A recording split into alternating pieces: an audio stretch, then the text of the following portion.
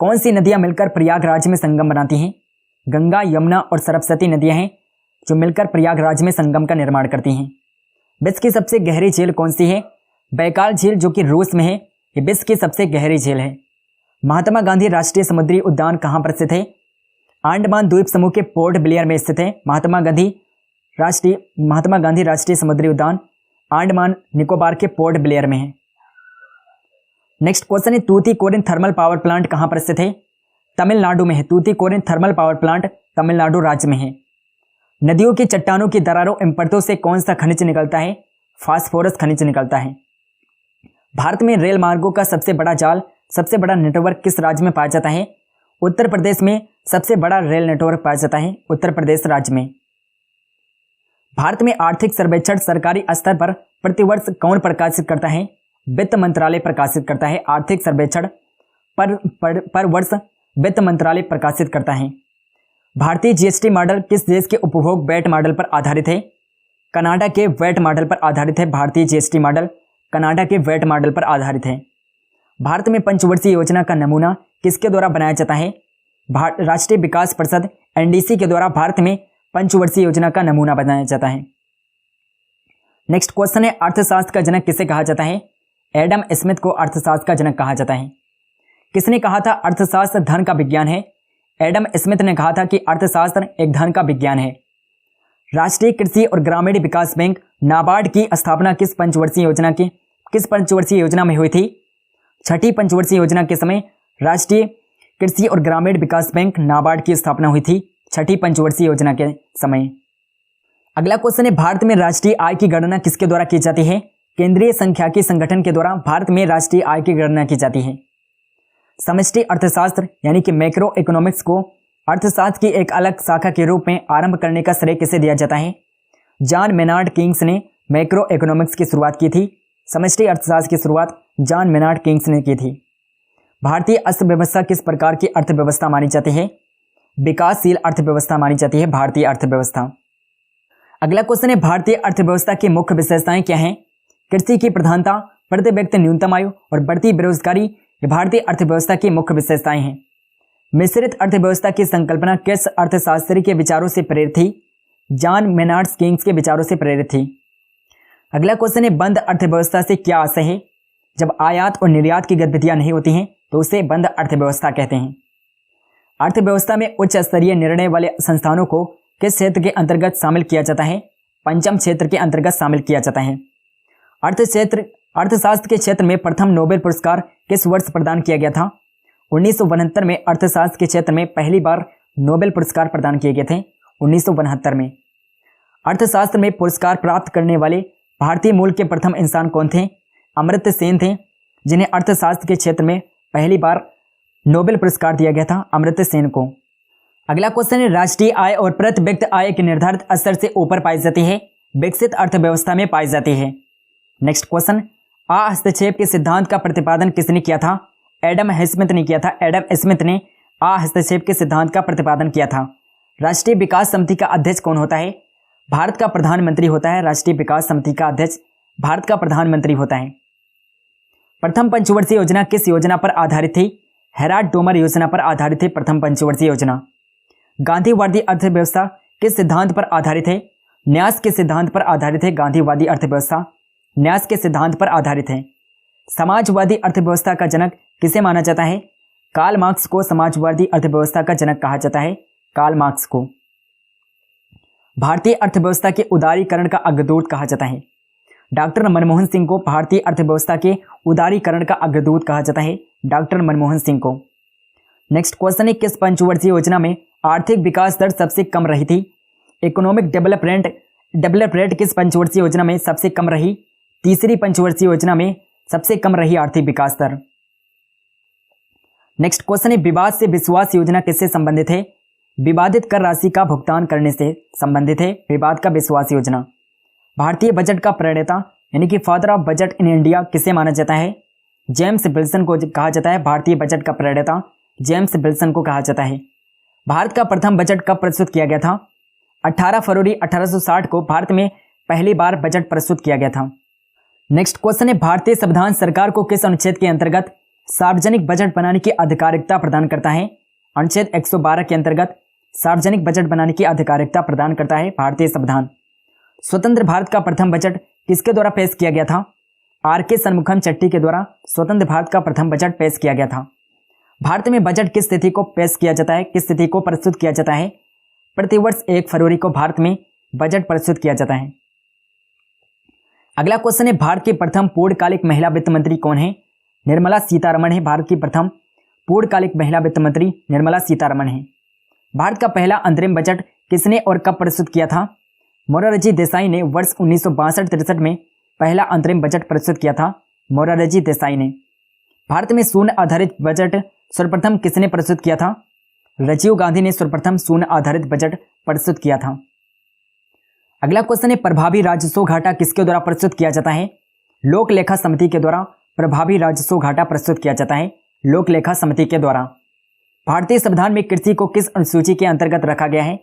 राज्य सूची के अंतर्गत कृषि को रखा गया है और राज्य सूची 7वीं सूची है। औद्योगिकरण की प्रक्रिया तीव्र होने के साथ साथ अर्थव्यवस्था के किस क्षेत्र का अंश कम हो जाता है? कृषि का क्षेत्र कम हो जाता है। जब औद्योगिकरण की प्रक्रिया बढ़ती है तो कृषि का क्षेत्र कम हो जाता है। अगला क्वेश्चन है, ज्ञान आधारित उद्योग की संज्ञा किसे दी जाती है? सूचना प्रौद्योगिकी को ज्ञान आधारित उद्योग की संज्ञा दी जाती है। निजीकरण से क्या आशय है? निजी क्षेत्र को स्वामित्व और प्रबंधन का हस्तांतरण या निजीकरण का आशय है। मेक इन इंडिया कार्यक्रम का लोगो क्या है? शेर है। मेक इन इंडिया कार्यक्रम का लोगो शेर है। अगला क्वेश्चन है, उद्योग में लघु क्षेत्र के लिए वस्तुओं को आरक्षित की अनुशंसा किस समिति ने की थी? आबिद हुसैन समिति ने की थी। भारत में मेल निर्मित कपड़े का सर्वाधिक उत्पादन किस राज्य में होता है? गुजरात में होता है। सर्वाधिक उत्पादन मेल निर्मित कपड़े का सर्वाधिक उत्पादन गुजरात में होता है। भारत सरकार द्वारा महारत्न की शुरुआत कब की गई थी? दिसंबर 2009 में भारत सरकार के द्वारा महारत्न की शुरुआत की गई थी, दिसंबर 2009 में। अगला क्वेश्चन है, सूचना क्रांति को सी क्लार्क की संख्या किसने प्रदान की है? आर्थर ने प्रदान की है। मीरा सेठ समिति किससे संबंधित है? हथकरघा के विकास से संबंधित है मीरा सेठ समिति। भारत में गरीबी के अनुमानों का आधार क्या है? परिवार का उपभोग पे ये भारत में गरीबी के अनुमानों का आधार है। गरीबी उन्मूलन का नारा किस पंचवर्षीय योजना में दिया गया था? छठी पंचवर्षीय योजना में गरीबी उन्मूलन का नारा दिया गया था। छठी पंचवर्षीय योजना में। किस पंचवर्षीय योजना में आर्थिक विकास दर सर्वाधिक यानी कि 7.8% रही? 11वीं पंचवर्षीय योजना में आर्थिक विकास दर सबसे ज्यादा रही। सकल घरेलू उत्पाद यानी कि जीडीपी में परिवर्तन की दर क्या कहलाती है? आर्थिक विकास दर कहलाती है। अगला क्वेश्चन है, जीवन की भौतिक गुणवत्ता सूचकांक का प्रतिपादन किसने किया था? मॉरिस डी मॉरिस ने किया था। मॉरिस डी मॉरिस ने भौतिक गुणवत्ता सूचकांक का प्रतिपादन किया था 1976 में। आर्थिक विकास के मापन हेतु क्रय शक्ति समता विधि यानी कि पीपीपी का प्रतिपादन किसने किया था? जी.आर. कैसेल ने किया था। मानव विकास सूचकांक के 3 मुख्य घटक कौन से हैं? जीवन प्रत्याशा, शैक्षिक अर्थ स्तर और प्रति व्यक्ति सकल घरेलू उत्पाद। ये मानव विकास सूचकांक के 3 मुख्य घटक हैं। नेक्स्ट क्वेश्चन है, राष्ट्रीय आय लेखा प्रणाली का जन्मदाता किसे कहा जाता है? साइमन कुजनेट्स को राष्ट्रीय आय लेखा प्रणाली का जन्मदाता कहा जाता है। वर्ष 1946 में भारत सरकार द्वारा नियुक्त राष्ट्रीय आय समिति नेशनल इकोनॉमिक कमेटी के अध्यक्ष कौन थे? पीसी महालनोबिस थे। नेशनल इकोनॉमिक कमेटी के अध्यक्ष पीसी महालनोबिस थे। अगला क्वेश्चन है, हिंदू वृद्धि दर किससे संबंधित है? हिंदू ग्रोथ रेट किससे संबंधित है? राष्ट्रीय आय से संबंधित है। सकल राष्ट्रीय उत्पाद ग्रॉस नेशनल प्रोडक्ट जीएनपी क्या है? राष्ट्रीय उत्पाद का मूल्य मापन है। जीएनपी राष्ट्रीय उत्पाद का मूल्य मापन है। पूंजीवादी अर्थव्यवस्था का मुख्य लक्षण क्या होता है? निजी स्वामित्व होता है। पूंजीवादी अर्थव्यवस्था का मुख्य लक्षण निजी स्वामित्व होता है।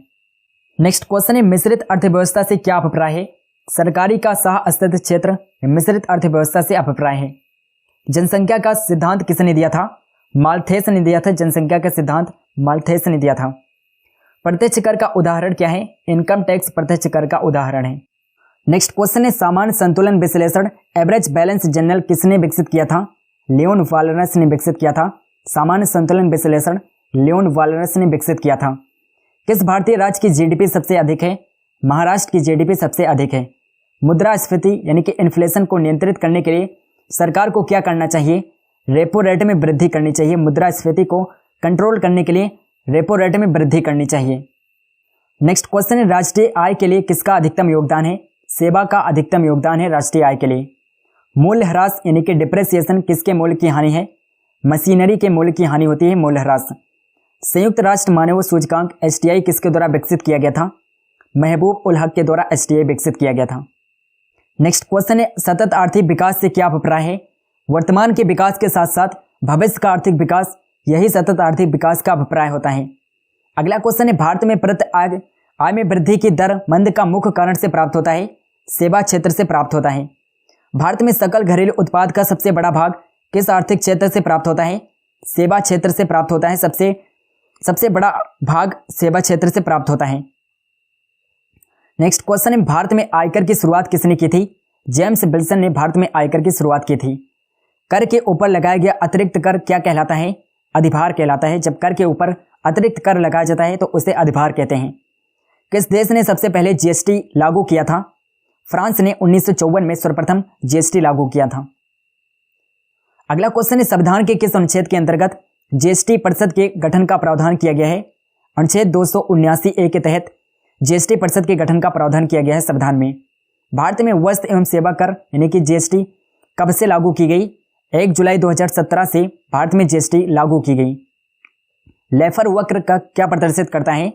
कर के राजस्व की प्राप्ति और कर की दर के मध्य संबंध को प्रदर्शित करता है लेफर वक्र। अगला क्वेश्चन है, भारत में बैंकों का पहली बार राष्ट्रीयकरण किस वर्ष किया गया? 1969 में भारत में पहली बार बैंकों का राष्ट्रीयकरण किया गया था 1969 में। वे कौन भारतीय हैं जिन्होंने भारत में सर्वप्रथम प्रति व्यक्ति आय का आकलन किया था? दादा भाई नौरोजी ने सर्वप्रथम प्रति व्यक्ति आय का आकलन किया था, दादा भाई नौरोजी ने। नेक्स्ट क्वेश्चन है, SEZ का पूरा नाम क्या होता है? स्पेशल इकोनॉमिक जोन होता है SEZ का पूरा नाम।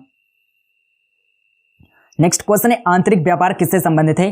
शेयर मार्केट से संबंधित है। आंतरिक व्यापार शेयर मार्केट से संबंधित है। अगला क्वेश्चन, डेफिसिट फाइनेंसिंग का प्रभाव क्या है? तरलता में वृद्धि होती है। डेफिसिट फाइनेंसिंग से तरलता में वृद्धि होती है। पसच बंकन सप्लाई वक्र का संबंध किससे है? श्रम से है। पसच बंकन सप्लाई वक्र का संबंध श्रम से है। विश्वव्यापी मंदी किस वर्ष हुई थी? 1929 में विश्वव्यापी मंदी हुई थी 1929 में। अगला क्वेश्चन है, भारतीय स्टॉक बाजार का विनियमन और पर्यवेक्षण कौन करता है? सेबी करती है। भारतीय स्टॉक बाजार का विनियमन और पर्यवेक्षण सेबी करता है। बाजार अर्थव्यवस्था वो होती है जो सरकारी नियंत्रण से मुक्त होती है। आर्थिक विकास का प्राचाल क्या है? प्रति व्यक्ति मौद्रिक आय यह आर्थिक विकास का प्राचाल होता है। महात्मा गांधी की राम राज्य की संकल्पना क्या थी?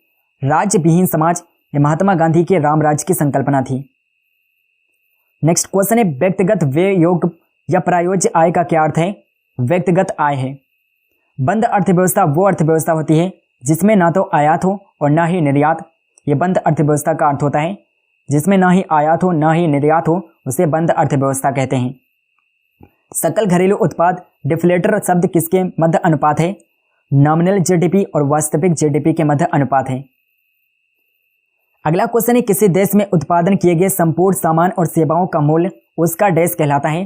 क्या कहलाता है? सकल घरेलू उत्पाद GDP कहलाता है। अगला और लास्ट क्वेश्चन है दोस्तों, भारतीय बाजार का वॉचडॉग किसे कहा जाता है? सेबी को कहा जाता है। भारतीय बाजार का वॉचडॉग सेबी को कहा जाता है।